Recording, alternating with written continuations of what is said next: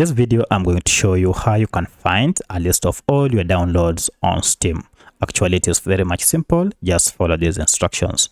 Before I get into it, I'll kindly request that you support me by liking this video and also by subscribing to my channel. Alright, to get started, first go and log in or sign into your Steam account. And once you are on Steam, go ahead and choose this option called View. If you click on View, you'll see we have this option called Downloads. If you go ahead and click on Downloads, now here you will be able to see all the downloads that you have in the queue. Currently, as you can see, I have no downloads in the queue.